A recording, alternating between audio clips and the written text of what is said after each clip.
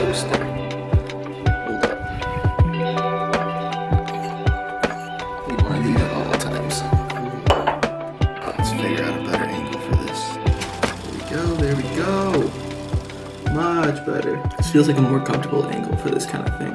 What's up, guys? My name is Grant Borland. Today I want to put together another video. I kind of want to do a different kind of format of a video. A lot of times if I'm sitting down in front of a camera, I'm usually doing a walkthrough of something I've worked on. Today I don't have anything like that. Instead, I kind of wanted to do a studio tour of this place. I've been working out of this place for a few months now, barely settled in. The studio itself is still a work in progress. I think it will always be a work in progress, but I like it right now. It's comfortable. I'm getting a lot of work done out of this place. Actually, this week alone has been extremely busy as far as custom work goes and some other album projects and whatnot, which is great. You know, the studio is definitely serving its purpose, and I'm able to deliver high quality music to the companies and publishers that need it. So I'm really happy with the place, but I wanted to kind of step away from my work for about an hour or so and, you know, give a tour of this place. You know, I always like watching videos online of,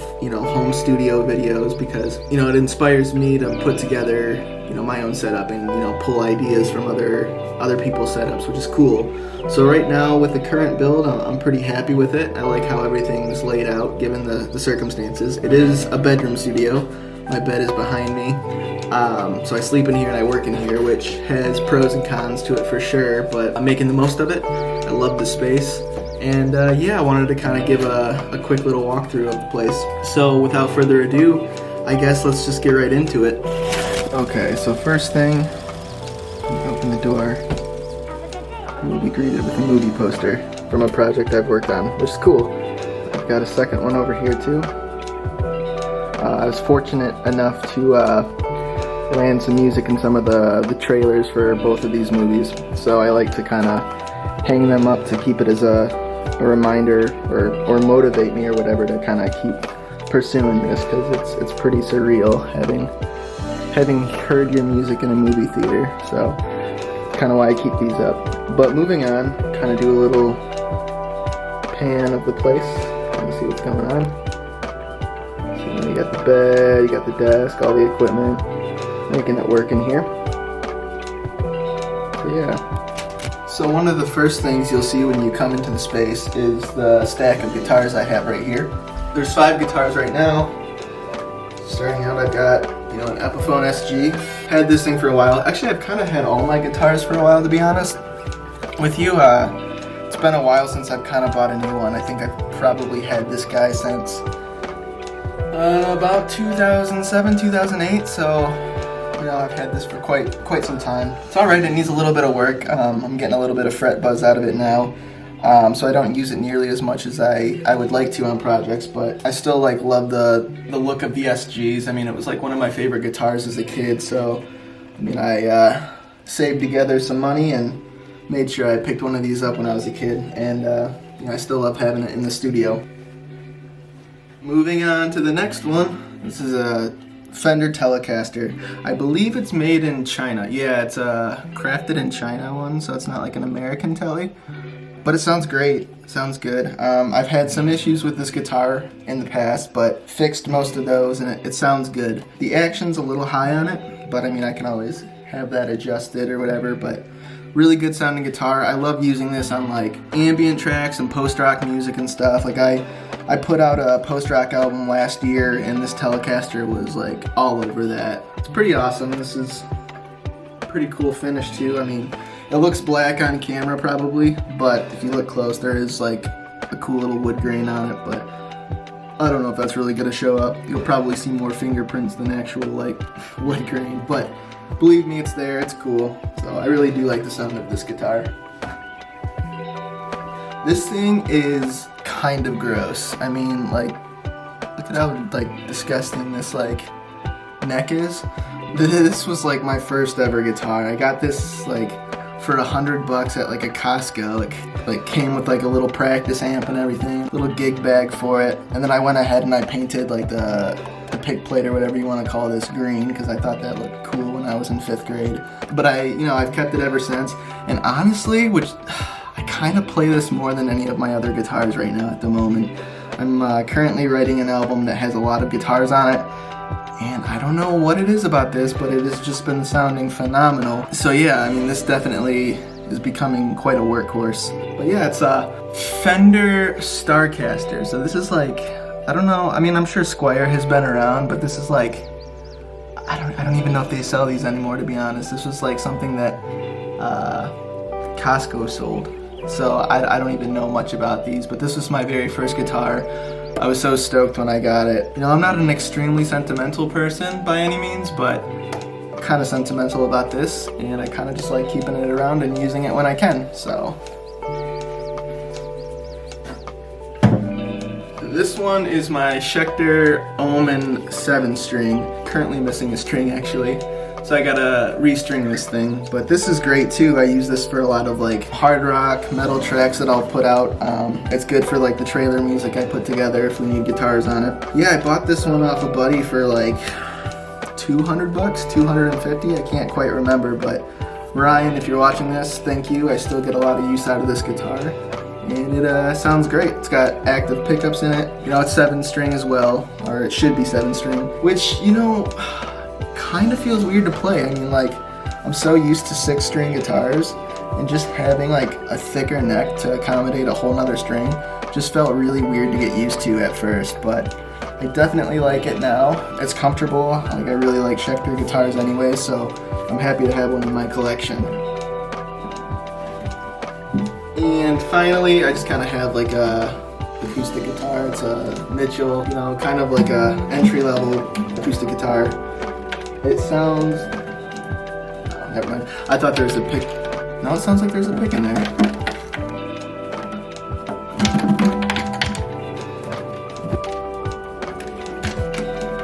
We got it.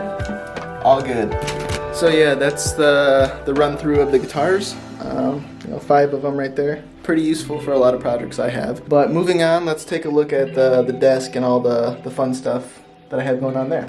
So I guess to start this part off, I will start with the desk itself. The desk is the platform by Output. I ordered this last year, maybe back in April or so. It took a while to get in. Like, if you're thinking of ordering this desk, just be prepared to wait a while.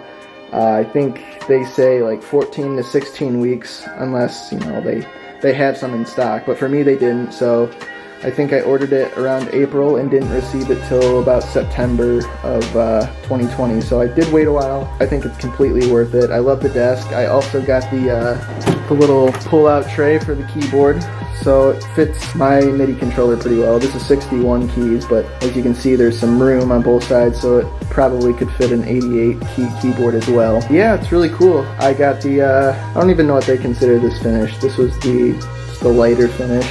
I'll put it up on the screen what it actually is. But yeah, it's a cool desk. I like it. I like having the double tier platform there, which is cool. And then there's, you know, space for rack gear, which I haven't really filled up. I do have my SSD dock there, but that's about it for now.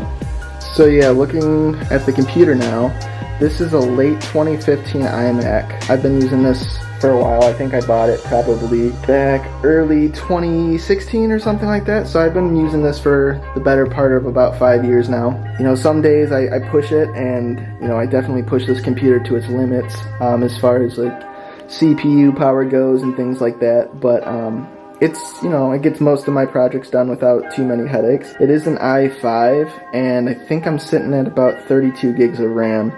But I'll go ahead, I'll throw the specs up on the screen too, so you can kind of see what I'm working with. But this is the 27-inch model as well, which I really do like a lot. I think they have like a 21.5-inch screen, and then the 27-inch screen, at least for this year, or the year of 2015, that's what they had. So I went with the bigger one, and it's very nice to work on. I am using Focal Alpha 65s. I've been using these for a little while too. Before this I was using the Yamaha HS5s, and I really liked those, but I did notice a big difference with the focals, especially in the low end. I mean, it's only like I think the 65 is like a 6.5 inch speaker. I think that's what it is. I'll have to double check, but I'm pretty sure that's the size of the speaker.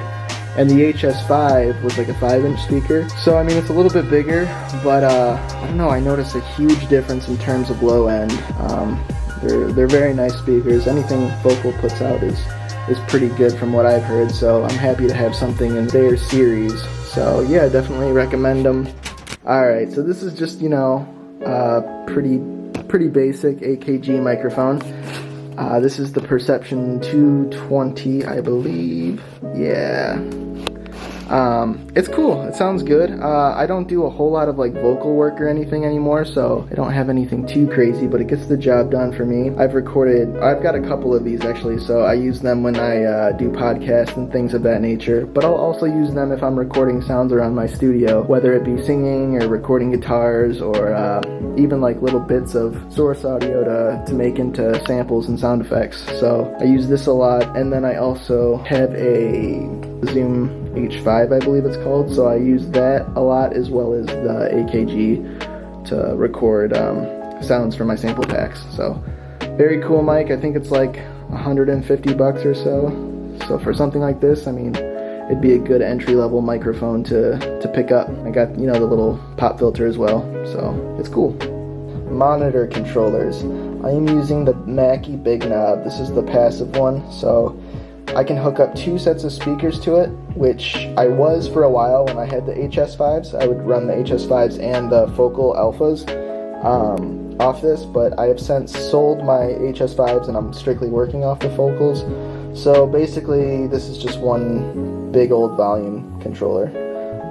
It's cool though. I mean, you've got your monitor select, so if I did have another set of speakers plugged in, I could switch between the pairs. You can't play 2 sets of monitors at once, for anyone who was wanting to know. I don't know why you really would want to, but just in case you wanted to know, it will only play one at a time. But you know, you've got some other basic controls. You can check your mixes in mono with it. There's a mute, and then there's a dim, which probably cuts the volume in half, which is useful too. And then also there's a source select. So off the back of this, I've got a little small aux cable. So if buddies come over, they bring their phones or whatever over, we can plug into that and play music off their phones through the speakers too, if they want to show me music they're working on or instrumentals or whatever the case is. We do have that option with the aux, which is cool. Moving on past that, we have got the Kensington trackball mouse, the wireless one. I do like this a lot. Back in the day, I was just using Apple's Magic Mouse, but I kind of felt like my desk was a little cluttered and I didn't have a whole lot of room to be like, you know, moving a mouse around, so this kind of solves that problem, because you just spin this little thing around, this little ball or whatever. But it's nice. I've gotten used to it. A lot of people come over and they think it's kind of weird and they don't understand how I can get used to it, but you do. The more you play around with it, it's a very nice mouse. I don't know if I'll ever go back. I definitely dig this. Plus the little mat for your wrist is nice too. So I've got 2 keyboards. This is a little excessive. I don't need this. I really thought I would dig this mechanical keyboard a lot more when I first picked it up, but I really am not a huge fan of it. So I do temporarily have this thing running. But there's like extra USB slots in the back, so I kind of use this as like a USB slot. I just have my mouse plugged into that since it's wireless, so that's kind of why I had that. But it is excessive, and I'm looking to kind of clean all this up. But I also have this little NanoKONTROL 2, which is like a little controller. It's got some faders and some knobs and stuff, so I'll assign these to different things in Logic, like, I don't know, like I'll use some of these knobs for like cutoff filters and plugins and synthesizers, and then, you know, the faders for like channel controls or like the stereo bus, things like that. I have all those mapped for those types of things. And then, you know, your basic little, you know, stop, play, record, loop, You know, you can switch between tracks and markers and stuff like that. So that's all really useful too. I definitely like this. I feel like this has kind of sped up my workflow. Instead of manually going and automating certain parameters, it's nice to kind of just play them in and just automate it that way. So that's a game changer for me. Definitely recommend picking one of those up too. Hard drives. Alright, this is the Blackmagic Design SSD dock, or whatever it's called. I've got 4 SSDs in it right now. I am using the Samsung Evo 850 and the Samsung Evo 860s, I believe. So I've got 2 different kinds, but they're pretty much the same kind of SSD.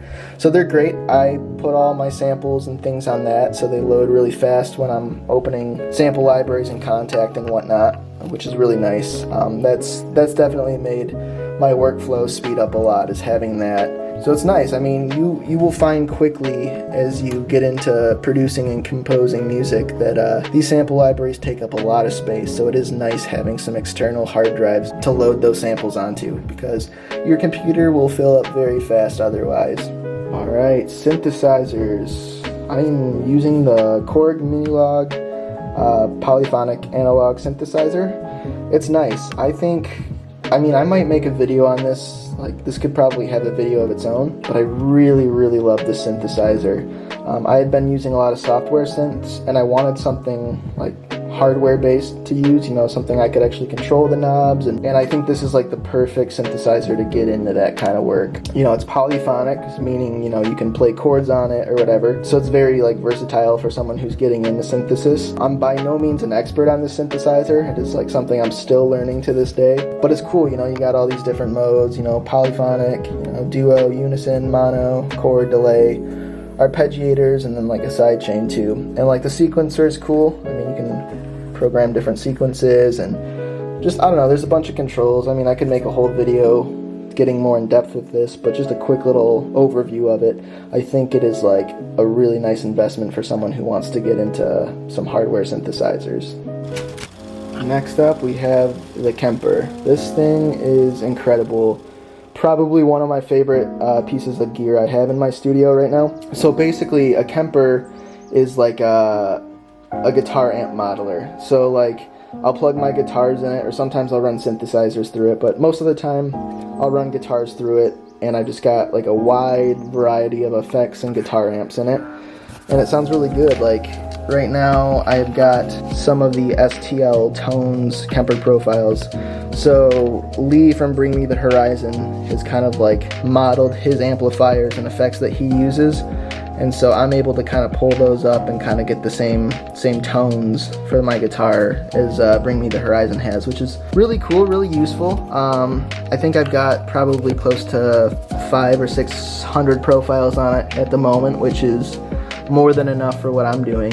But it sounds good. I mean, it sounds great. You're not worrying about having to mic a guitar amp and everything, which is, you know, some people might have opinions on that, but for me, being a composer working in an apartment, this is the best choice for me. I'm sure my neighbors appreciate me not miking up, you know, big amplifiers and just being insanely loud, so this is great. It sounds amazing. I have some like software guitar modeling amplifier programs like Guitar Rig and things of that nature, but they eat up so much CPU for me, so having the Kemper is really nice because all the processing happens within this unit, and it basically is just processing audio into my DAW. So my computer like handles it perfectly. It's just like recording audio to it. So very nice.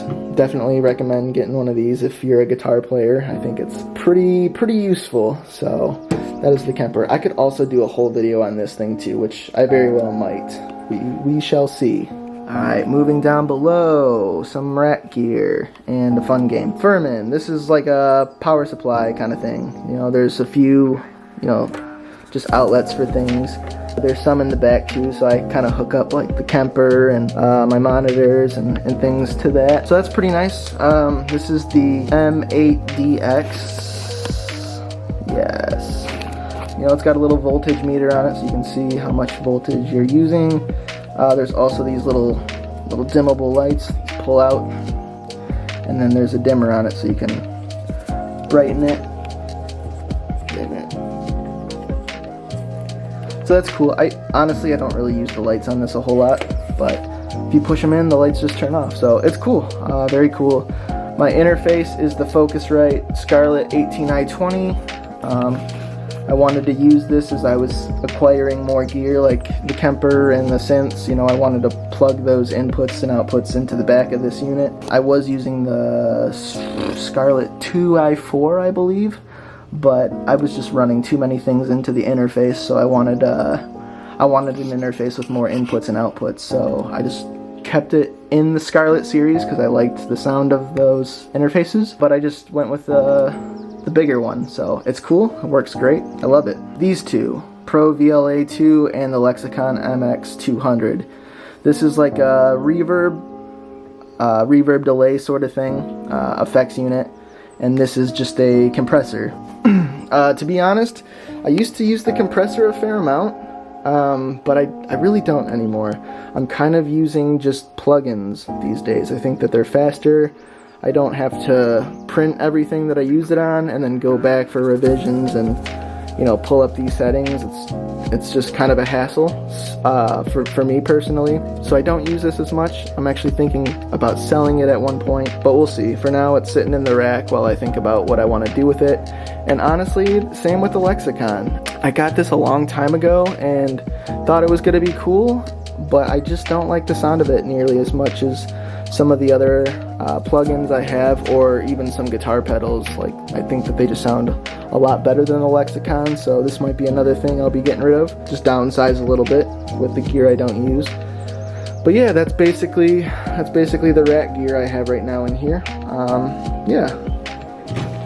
Alright, Midi controller, where the magic happens. So this is the Novation Launch Key 61. I was using an M Audio Oxygen 49 before this, but it ended up breaking on me after like 10 plus years of using it, so definitely don't have bad things to say about that. But I wanted to find something a little bit bigger, so I went with 61 keys as opposed to 49. It's got faders and stuff on it as well, which would act exactly the same as this little guy. I've got control of that, you know, pitch, mod wheel, octaves, and tracks you can switch between. Pretty basic things for a MIDI controller. Some knobs too you can assign to different parameters in your DAW. You know, same kind of little, whatever you want to call this, transport window or something like that. I don't know. Play, stop, loop, record, things of that nature. So those are all useful. The beat pads they're not that good, honestly. I don't use them, I don't really like them that much, but it was definitely not a necessity when I was looking for MIDI controllers. But since it came with it, I figured I'd try playing around with it, and I don't like it. I think it's kinda, I don't know, cheap or whatever. Doesn't work very well. If you're gonna get something like this, I'd recommend getting like an actual dedicated beat controller or beat pad controller. It's just not that good. But everything else on it is awesome. They're not weighted keys, but I kind of prefer that. Like if I'm playing like drums or something, programming drums and percussion, I feel like these are a little bit snappier than the weighted keys. But that's just my own personal preference. But yeah, I like it. I definitely dig how the bottom of it is like this blue-green, like teal type color.